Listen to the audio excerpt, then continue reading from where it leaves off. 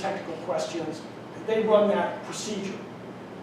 When the bids come in, they will open the bids, and then they make a recommendation to us and say, we recommend you accept the bid from Acme Drilling. And then that's what we do. So that's the process moving forward. We will have already chosen the site, or they're going to Yes. that whole site? Well, it's up to us to task, when we task the engineer. So the next thing that will happen is I'll give them the data, and what they do for the engineer is they come back and they say, here's what we're going to do. Here's the scope of the work that we're going to perform for you, and here's our fee. And then we approve that. Or we narrow the scope. We have a choice. We look at the individual pieces, and then we narrow the scope. We do, or we say, okay, go. And then they don't exceed that number. And then, then we get that information, but we don't have, we're not bound to do anything. Everything they're going to do for us goes on a shelf. So like the engineering, if we decide suddenly the aquifer goes back up, and we say, you know what, let's just put it on the shelf, the engineering. That design doesn't go anywhere. It doesn't have an expiration date. I was going to say the burn rate too. So I mean, if they come back with some number, we're not accountable for final payment. They burn it down, so it's kind of nice even payoff. Yeah. And it's a not to exceed number. And they've been good at that too. If they go over, Yeah, they just move it. and if they come under, they don't. That was the case with the. Impact fees the first round, they were under. Yeah, they were under. They were less than what we agreed to. And that's why we were able to do the second kind of update. We still did that. And then we hit they did that for the number. So that's kind of the steps. But step one is tasking them to start. So next month, I'll bring you the tasking. And we'll go from there. But we cannot, I'll bring you the financing, but based on these numbers, we cannot finance the well with our current rates. There's no way we can do that. We can finance a lot of it, but not enough. Because if we do this, the financing we're going to do is going to be fast financing. I mean, we're not doing 20-year notes. Right. We don't do 20-year things in Lakewood Village. If we're going to borrow money, it's going to be short. I know that this is kind of speculative because we don't know if people might not reduce consumption and all that, but about how much of the note each month will be paid for the rate, the rise in rates versus coming out of what we already have. So my goal was to, and I don't, I haven't arranged finance yet because I don't know what the number is. What I'm doing now is I'm going through our options on financing. So I'll be talking with our financial advisors tomorrow. We set up a conference call to kind of, I know what our options are, so I want to talk with them to find out where the rates are at, kind of different choices we have. And we have several choices that we can do. But my goal, loosely speaking, would be to raise half of the payment from this and use half from our current. Right now, we throw off about $80,000 before any capex. That's after expenses, normal things. Our water studio is about $80,000 in cash flow. And that's what we've been using along with our reserves to get the tanks and pumps and do that kind of stuff. Right? If we do the financing, like I think where we're headed, the payment might be somewhere in the neighborhood of $80,000 a year. So we need to generate. We still have to do maintenance. We still have to have reserves in case the pump goes away. So that's loosely speaking what I like to do. But again, we're having growth as well. We're getting a couple houses. 4 more houses are coming in next year, at least that I know of. At least 4 more. So that generates a little bit more, a little bit more moving forward. So what these rates show you, just to recap this real. So you see our rates relative to everybody else. We're obviously lower than our Little Elm and lower than Lake Cities. And then if you look at the actual usage, more conventional, 3,000, 5,000, 10, 20. If you look at the average between those other 2 cities, we're about 40 to 50% below what they're charging. So, I think that's pretty good. Now again, we have to charge whatever we need. We got to put it in the well. But we're still way lower than everybody else around us. Yeah. So I feel pretty good about that. I think this is something we can always do as a starting point, right? Right. If we need to revisit, we always can. Yes. Yes. And again, I want to make this really clear that, you know, if we do this and, you know, land plan comes in and we get, you know, 50 more houses come in and we get impact fee money and get tap fees and we get to year, you know, 5, we pay the sucker off or whatever, then we'll have a discussion on, you know, do we want to leave the rates there? What's the, you know, what are we going to do? I mean, if there's not a reason, then, you know, Clint and I have talked about this. One of my pie in the sky things I've thought about is, as the city with our utility system, set a reserve. Say, we want to have $200,000 in reserve. That's enough if we have a catastrophic equipment failure, you know, because we're insured.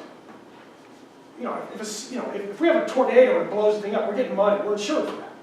But let's just say that tank is 20 years old, the fiberglass tank splits a seam and goes on the ground. And now we got to spend $100,000 on a tank. Okay. So let's just say we have $200,000 in reserve. That's our goal. One of the things I've always thought about that's kind of cool, set us off from every other city, is at the end of the year, see where we're at. And take whatever's above 200 and give it back. Yeah. Like a dividend, basically saying, you know, based on what you used, here's your, you know, we'll either give you credit on your, you know, next bill, or we'll, you know, write you a check. But, you know, we don't need, because we don't want to raise the rates up and down and change the rates every year. You know, so you kind of leave the rate steady, and, you know, if we have a good year, no leaks, you know, we do much better, then why not, you know? Yeah, I think that's a really good idea. To me, that would be kind of cool. Because, you know, if we're going to raise rates when we need it, and when we don't need it, we should lower them. It's only fair. The whole idea of the rates is to pay for the system Exactly. and not to be a big revenue generator, so, yeah. You know, we're not going to, so that's why I think, you know, you don't want to change the rates every year. Oh my gosh, you know, we had humongous leaks this year, so, you know, we didn't get to 200,000, so let's, you know, raise, the next year it's rainy. I don't want to do that. You don't want people not wondering what their bill is going to be year to year. Exactly. So, but I think that'd be kind of cool. Because, you know, I'm a strong believer in fair is fair. If you raise rates for a reason, and the reason goes away, you don't keep the toll basket on the toll bridge from 1952 that's been paid for 85 times over. And you tell all the tolling authorities around here that, because they don't understand it. Okay. All right, next up. Oh, by the way, any questions? Are we? And it's kind of, I mean, it's a little overwhelming. You'll get to see going through the bidding process and this kind Yeah, I of was stuff. going to say, one of the engineers, we're going to have them out with him. I can bring that next month. We can bring the engineers out. Yeah, I'd like to keep involved in that and kind of watch how it goes and all that. Not without having any brilliant insight into it, but just keep familiar with the process and how it goes. We'll see what Serena's going to get. I'll be Serena, grabbing the water, but now I'll just drink this water. are you going to reload me with a Diet Mountain Dew? No. Okay. All right, next up. Consideration adoption of the 2018-2019 budget. Okay, so in the council packet, Linda put it in there and she made a few changes from the last time, which I want to I'll highlight a couple of them, I want to unchange a couple of them. So, I would get some water though. You want water? No, I'm good. He's fine, let's keep going. You can drink after the meeting. all right, so if you look at the budget that we have here, so Linda changed a few numbers in the budget, so let me just go over the numbers that were changed based on our discussion last time. General fund revenues, nothing changed. So on the general fund expenses, what's changed since our last time is that under elections, the new number is 4,500. That's a change from 2 months ago. And that's because now we have the bill, and now we know what it's going to be. On the parks and playground, you'll notice that Linda, it was blank before. Linda wrote a number in of 11. So what I would like to do, and I know, Serena, you've got, I guess you're going to talk a little bit about the fence. What I'd like to do is, I'd like to set that number at about 5,000 right now for the parks. Because right now, the fence is the only thing that's really been hashed out. So I think for right now, why don't we allocate the money for that? And then, if you come up with, like with the mulch, you come up, okay, here's something else we want to do.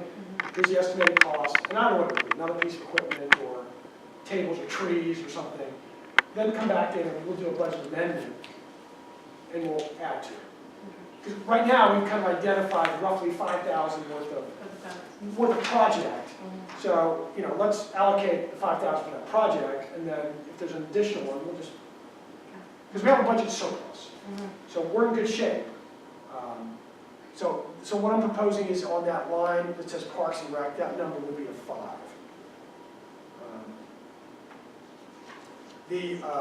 Down on that same general fund expenses, capital improvements, we have 11,000 is the number that was put in there.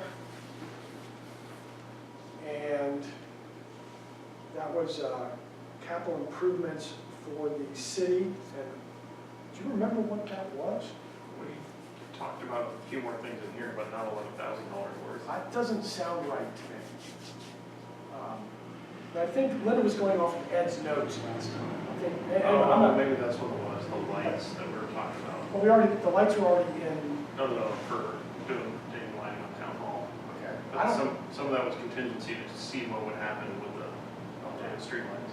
Yeah. So But it wasn't anywhere near that number either. I don't think it's 11. I mean, is that a good number, like 5? I don't know what else we do. The doors, Doors are done. That's on this year. yeah, 5 is probably, we still have a couple outstanding things to do the. So we got to do, I know we got to do the lighting on the marquee. Yeah. We have to do some dark sky stuff on this building. We're looking at that quote came in like $3,600. I don't know if that's, so So we'll go back and try that again. I don't want to reserve that much money for that. there's not that for the city doing capital improvements to the city. That's like roads. It's concrete roads, not patches. Those are repairs. It's this building. It's things that are, in order for it to be CapEx, it's got to extend the life or something. So we really, because other things are insurance. So we really don't have that much CapEx on the city. What can you think of we can improve for the city? I don't know. But so what do you say we make that number 5? Yeah, because between that and town maintenance, right, because a lot of that stuff is. Right, we talk, like, I noticed, like, we noticed when the windows go on. So, Yeah, you want to window? she didn't want a window, no. Okay, so I'm gonna make that 11,000, 5,000. On the drainage improvements, so we've got one improvement that's teed up. If you have been around Peninsula, you'll notice that Peninsula is holding water on the curve. Yeah, we know that was, they supered it up wrong. They didn't super it. They were supposed to super the elevation. Yeah, they unsupered it. They What didn't. the opposite of super elevation is. Yeah. Under elevation. What does it mean, it's not peak pride? When they put the concrete roads in, yeah, they call them super elevations. Normally the road is crowned. But when you go around the curve, they bank it like a racetrack. Well, they didn't bank it. They did the opposite. They banked it, but they did this. Yeah, they did it wrong. So that's hold water. Now, that ditch line there, as you see, it's the house that's on that corner, it's graded. Well, from that point down, we have to destroy 2 driveways. Those culverts are wrong. There's a couple trees that have to come out. We have to basically do the next 2 houses. We have to take out their approaches and remove their culverts and redo the ditches. What's happening is the water's coming around the corner, and it's uphill to those 2 houses that are right next to the new one, and so it goes across the street, and it puddles in the street. So we didn't fix that curve because there was a new house going in. You don't go out and dig ditches on empty lots, because when the new house goes in, they're going to bring in dirt, they're going to grade, they're going to mess it up. So you wait till the house is done. So we're working on him now to regrade his front yard. He buried our water meter. He's paying $1,000 to raise the fire hydrant up. You can't bury a fire hydrant. we have to raise the hydrant. And so we've got that covered in front wall. But, so those drainage improvements are gonna run about 6,000. Because we're gonna regrade the ditches coming down Peninsula. So the regrading the ditch is gonna keep the water from settling in on that road? You don't have to do anything to It'll the keep it road? from crossing. Right now, the water coming around the next street over, the water is supposed to come down hillside, turn right. There used to be a culvert under the street that went to the lake, but there's no drainage easement there. It just went through the guy's yard. We just stuck a pipe under the street, popped it up in his yard. That's what the city did years ago. Well, when we put the new streets in, that went away. No easement there. So the water's supposed to come down hillside, make a right turn down Peninsula, go in front of that new house, make a right turn heading towards City Hall, and it doesn't. It goes over the street. It goes into the street. It doesn't make that turn. And that's because the next two driveways, the culverts are higher than the ditch. You can't go uphill. So that water cascades over the street. It gets stuck in the street. So it should be the only water in the street is the one that fell on the street for that. But it's not. You see the puddles are huge. I drove by today. Yeah, when I used to go over that, I would occasionally see this. So I'd like that number under drainage improvements to be like 6. And that's the end of the drainage. We don't really need to do anything else over here. That kind of fixes. We fix things a little bit each year. Because the concrete roads are a river. They're very efficient at moving water. Before, when the thing was crap, water went everywhere. And well, now we're pretty good at changing. So I'm going to change that capital improvements number to a 6 for drainage improvements. That number down there, that was a 5. All right, so if we do that, that is going to make the total be 426. So if we do that, then basically the general fund will have about a $30,000.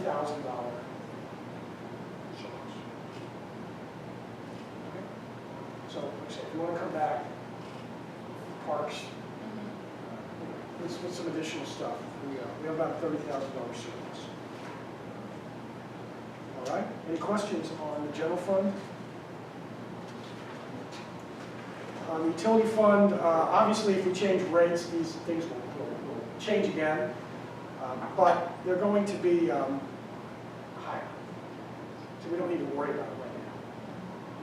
These numbers are basically very optimistic, right? I don't see anything with that. On the expense side, the only expense that I would alter now is for, so what I would do under capital improvements, which is almost at the bottom. Right now, we had put 10,000 for water and 40,000 for the sewer. Right now, what I would propose is for the water, I would make that number, click if you scroll all the way to the bottom.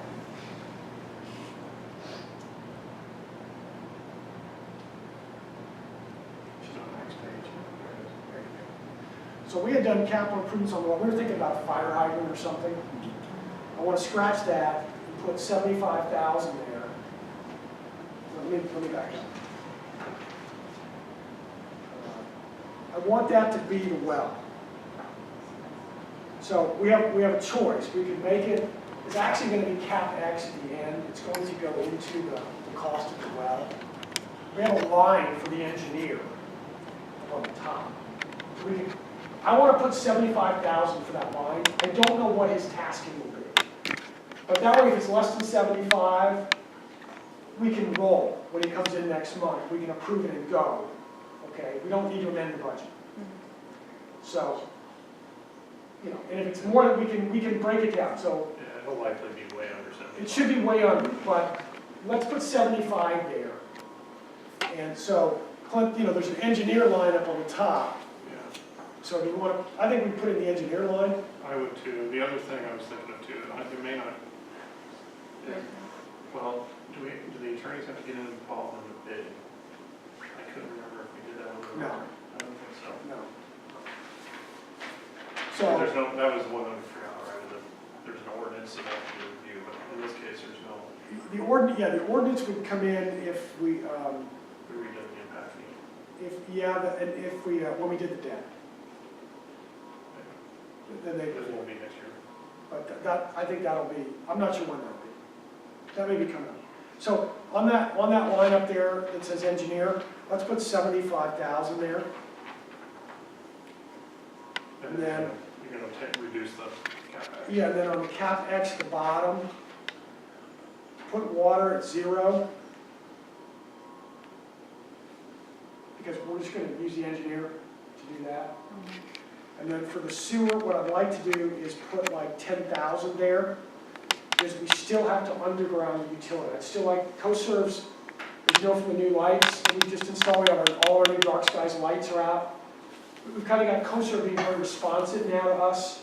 We know we have to underground utilities at the sewer plant. We gotta get rid of all the overhanging power lines. So I'd like to keep them rolling. I think about 10,000 for the sewer to underground those utilities.